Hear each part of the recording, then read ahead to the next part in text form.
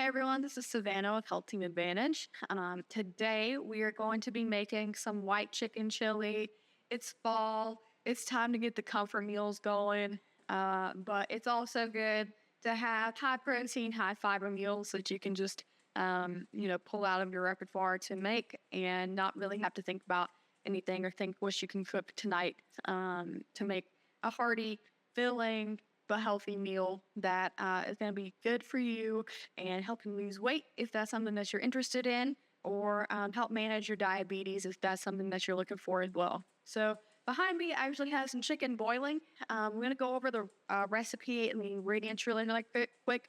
But first, I want to note that you can do one of two things. You can boil 2 chicken breasts and have it shredded. So you can either put a beater in a bowl with some chicken and just shred it that way. Super quick, super easy.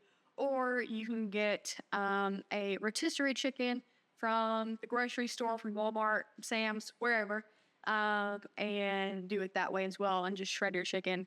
And usually that's about 2 breasts there as well, along with a little bit of dark meat chicken in there as well. So whichever method you prefer, you can do.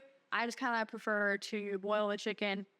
I get a little bit more chicken that way, I think, and I kind of like the texture of this better than the rotisserie chicken when it's actually in the chili. So we're going to go over our ingredients really fast.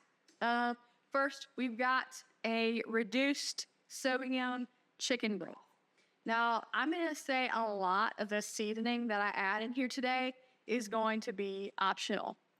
So for that reason, we've gone for less sodium chicken broth. You can always add sodium in there if you feel like it's not salty enough, and you're not necessarily washing your sodium, but we're going to go for a whole box. What is this? 32 ounces of the less sodium chicken broth. We've got 2 cans of cannellini beans. Even though the recipe only calls for 1, I prefer 2 in mine. Just increases the fiber a little bit, increases the protein a little bit. So I prefer 2 cans of the cannellini beans, and these are white kidney beans. A good alternative, if you can't find these at your local grocery store, is going to be northern beans. Those are still, just any white bean will do. Okay. Then we have 1 can of whole corn. You could do frozen corn, and, even fresh corn if you want to do that. Then we have chili beans, and I just have 1 can of this. So this is with the mild chili sauce. You can get this reduced sodium as well if you prefer. It's totally up to you. I just did full sodium on this one, but you can get it low sodium as well. So 1 can of the chili beans. We have 1 medium onion. You could do white or yellow, whichever your preference. We're going to dice this pretty fine and put it in our chili too. And also, I don't have it here with me, but a third less fat cream cheese is what we're going to use. And we're going to use a whole block for that. So a whole block of that cream cheese is what's going to give it a white consistency, right? So white chicken chili. It's going to give it a thicker consistency, the white color, and it's really, really good, really creamy. So we're going to get this started. I'm going to get this chicken breast shredded. If you're trying to boil your chicken, by the way, get it up to a boil. Obviously, cover your chicken with water or broth. And you could add some salt, some pepper in there for some flavoring. And once it's up to a boil, then turn down the heat to a simmer and cover it for about 15 minutes. All right, so my chicken is done and shredded. It's going to look like that. If you're wondering, did I get chicken everywhere from mixing it with the hand mixer? The answer would be yes. If you see chicken on a shirt, no, you don't. Okay, so we're going to add a little bit of olive oil to our pot that we cooked the chicken in. And we're going to put our 1 medium onion in here.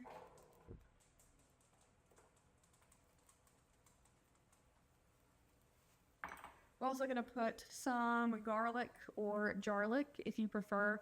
We're going to put about 1.5 tablespoons in here, give or take. So we'll put that in here after our onion is a little bit translucent because we don't want the garlic to burn. So I'm going to cook my onion really quick and just get that, pretty tender. So I'll probably cook it for 3 to 5 minutes, and garlic has been added. At this point, I'm just gonna add in my canned elements. So I'm gonna add my cannellini beans. I did drain these, so I'm just gonna add these in. Our chili beans. I did not drain the chili beans.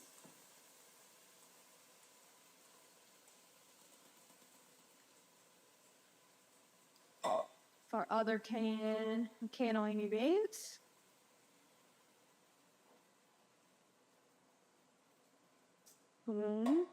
Can of corn. And I'm gonna mix this up and come back. So at this point, I'm just gonna add the whole box of chicken broth, and that will generally, other than our seasonings and our cream cheese, that's gonna conclude our ingredients. So I'm actually gonna let this heat up for a second and start to bubble a little bit, and then I'm gonna break my cream cheese into pieces so that it will actually melt in the broth. All right, so I'm going to go over the seasonings that I personally use. First, I'm going to go in with some pepper, and I'll probably put in, I would say anywhere from 1 to 2 teaspoons. I have a good bit of pepper in mine. All right, I'm actually going to wait to add the salt. I do add salt, but I'm going to wait until the end to add the salt after I add the cream cheese and the chicken and all that good stuff, just to see how salty it is. So I'm going to wait to add the salt. Then I'm going to add some cumin. So this is a very potent spice. This is usually used in Mexican food, in chili, and things like that. So this is pretty potent. This is a half of a teaspoon that I have in my hand. I'll probably end up using about a teaspoon of this. Next, I've got chili powder. I'm going to do about half a teaspoon for my chili powder. We got cayenne pepper. Cayenne pepper is going to bring the spice. It's going to bring the heat.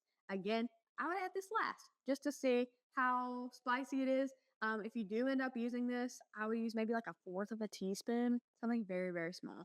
So I'm going to mix this up at this point. And it's starting to get a little warmer. So at this point, I'm going to add my cream cheese and then finally my chicken. So I have 2 chicken breasts. I like a lot of chicken in mine. I can bring the camera closer and show you, but this looks pretty thin at this point. Okay, so it is completely normal. It is completely normal to look like that.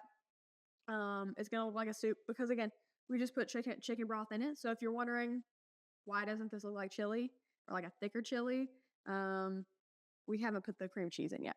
I said chicken broth. We haven't put the cream cheese in yet. So please hold.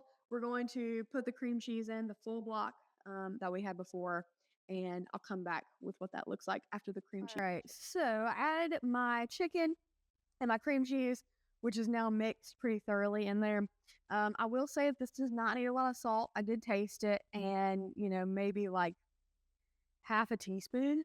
Maybe that's pushing it though. That's a good bit. So I'll say maybe a fourth of a teaspoon of salt. I am going to add a little bit of cayenne pepper in there because, like I said before, I do like it spicy, but I'm not adding very much.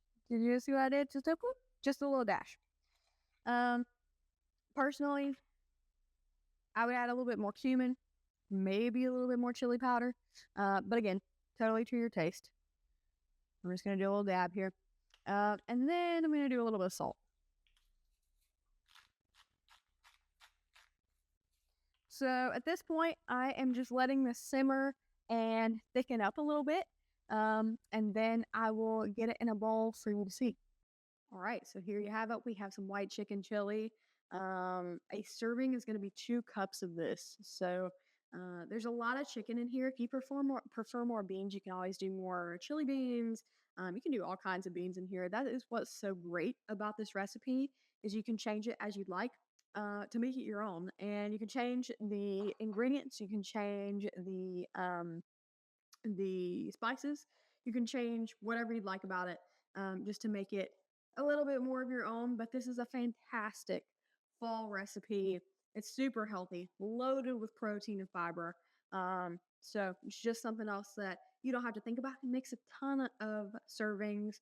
This will probably make you about 10 servings. So yeah, I really recommend making this. And thanks for tuning in to this cooking demonstration.